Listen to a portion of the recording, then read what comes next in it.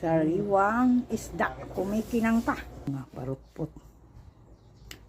Sariwa, makinang pa.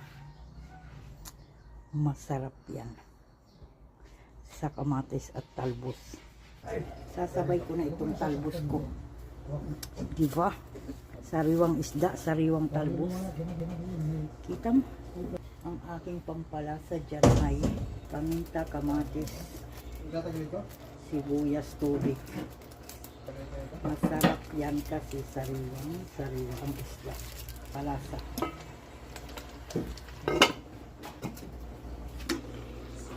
Ayan na yung aking ulam.